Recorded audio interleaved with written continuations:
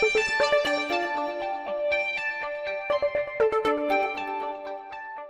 hi, and welcome to Political Quickie, your political show that subjectively discusses current affairs in South Africa and all around the world. My name is Mapasikamura. So, a few hours ago, I actually found out that my grandmother passed away. Yeah, so she's actually one of the most fearless human beings I've ever come across in my whole life. She's the kind of human being, first of all, she was hilarious. Like, the jokes, I can't. Like, I laugh all by myself. So, she's the kind of human being who, if we were indoors and it's late at night and there's a sound outside, she's not going to sit and wonder, oh my gosh, what's going on? She's going to go outside to go check who the hell is trying to break into her house. That's just who she was, right? So I was raised by my mom and my grandmother, and that actually molded my ideals because I saw women provide, protect, and lead me, right? I can never, ever, ever prescribe that to the identity of a man and accept that a woman is weaker. Go argue with your ancestors. I do not care. Okay? I do not care, right?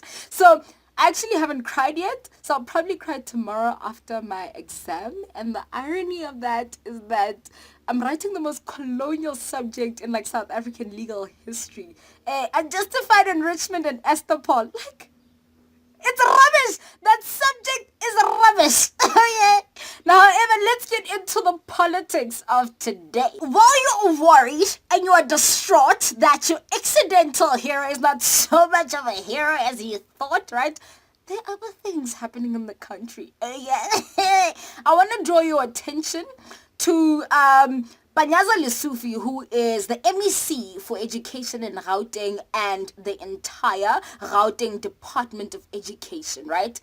On the 15th of November, right? They introduced the first post-apartheid education feeder zones, right? So the previous ones were like, guys, anybody, any student who lives within 5 kilometers of a certain school can enroll in that school. But if you live further, no, you are not allowed. You will not set foot here, because that was the apartheid system's way of actually keeping the black kids out of the privileged white schools and providing them with inferior infrastructure and education.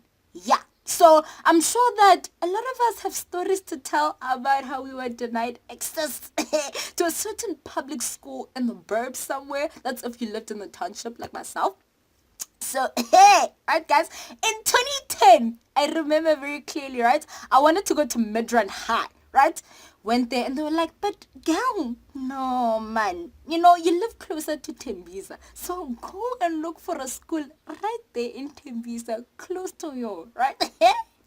I cannot. So the fact back then, right, which right now is like a debatable truth, was that township schools had inferior infrastructure than the public schools in the burbs. That's just the way it was. And if you wanted to be fully integrated into, South African society that is multiracial, then you'd have to go to the public schools in the burbs, because that's where kids of different races would meet. Mostly white kids, though. Mostly white kids. So my mom actually ended up taking me to a private school as I was when I was in Limpopo. But yeah, yes, I remember there was actually a particular school back home in Limpopo, Capricorn High, that every single student wanted to go to, right? But for us, the kids in the townships, you'd actually have to fake where you lived. You'd have to fake your address in order to get into that school. This is a known secret. Like, even like the black teachers, the black administrators at the school, they knew. Like, this one, you are going to travel 50 kilometers to go home. We know very well that you're from Tuflop, you're from Mamkweg, you're not from Polokwane, but here you are, pretending to live within 5 kilometers of this particular school. What is wrong with you? That's the way it was. So, look, I accept, and although, there's a debate going on, right? But I accept that the schools in the townships as it stands are not as developed, right, as they should be. They're not as equipped. The infrastructure is not to the level as it should be, right? Although there is progress. I mean, you see these kids in the township now, they've got like my tablets in the classrooms. Technology is doing the right things.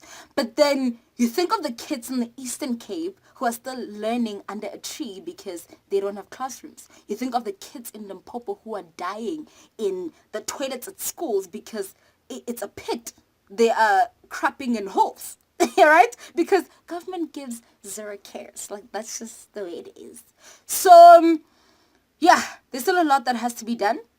But judging from, just looking at Akon and what he's done in Senegal, I want to challenge all of us, actually, to adopt an attitude of stewardship instead of complaining and about the government, because government guys, politicians, these people, they're not serious about anything.